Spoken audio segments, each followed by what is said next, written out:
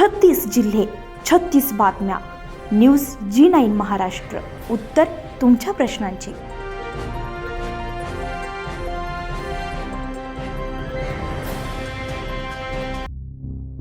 समृद्धी महामार्गावर अमरावती ग्रामीण हद्दीतील दत्तापूर पोलीस स्टेशन अंतर्गत रविवारी सकाळी सुमारे 11:30 वाजेच्या सुमारास भीषण अपघात झालाय.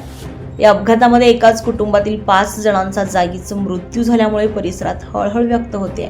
प्राथमिक माहितीनुसार चंद्रपूर येथील जीवणे कुटुंब अकोल्याकडे जात असताना त्यांच्या MH34 BF 1346 क्रमांकाच्या 4 चाकी वाहनाची समृद्धी महामार्गावरील IC 06 आउटर परिसरामध्ये रस्त्याच्या कडेला उभ्या असलेल्या NL 01 AK 7123 क्रमांकाच्या कंटेनरला मागील बाजूने जोरदार धडक बसली. संबंधित कंटेनर नागपूरहून नांदेडकडे प्लॉस्टो कंपनीच्या पाण्याच्या टाक्यांची वाहतूक करत होता आणि तो नो पार्किंग झोनमध्ये उभा असल्याची प्राथमिक माहिती समोर आली आहे. अपघाताचं नेमकं कारण अद्याप स्पष्ट झालं नसून तो पोलीस सखोलपणे तपास करत आहे.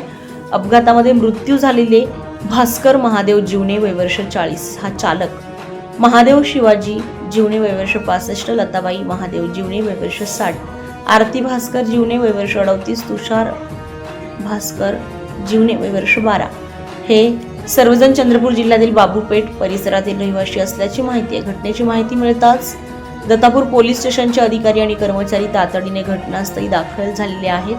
मृतदेह शवविच्छेदनासाठी उपजिल्हा रुग्णालय दत्तापूर येथे हलवण्यात आले आहेत. नातेवाईकांना घटनेची माहिती देण्यात आली. या प्रकरणी दत्तापूर पोलीस ठाण्यामध्ये गुन्हा नोंदवण्याची प्रक्रिया सुरू असून अपघाताच्या नेमक्या कारणांचा तपास सुरू आहे.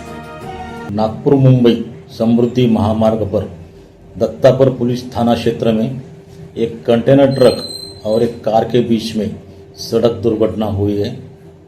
प्रारंभिक जानकारी के अनुसार कार ने पीछे से कंटेनर में जोरदार टक्कर मार दी, जिससे यह हादसा हुआ. दुर्घटना में कार में सवार एक ही परिवार के 5 लोगों की घटनास्थल पर ही मृत्यु हो गई. इस मामले में कंटेनर चालक को पुलिस ने हिरासत में लेकर उसके विरुद्ध मामला दर्ज किया है. घटना के आगे की जांच दत्तापुर पुलिस द्वारा की जा रही है. अमरावती ग्रामीण पुलिस द्वारा एक आह्वान है, समृद्धि महामार्ग पर वाहन चलाते समय निर्धारित गति सीमा का पालन करें तथा ओवर स्पीड में वाहन न चलाएं. ओवरटेक हमेशा दाई ओर से ही करें. न्यूज G9 महाराष्ट्रासाठी दिनेश गोद्रे, चांदूर बाजार.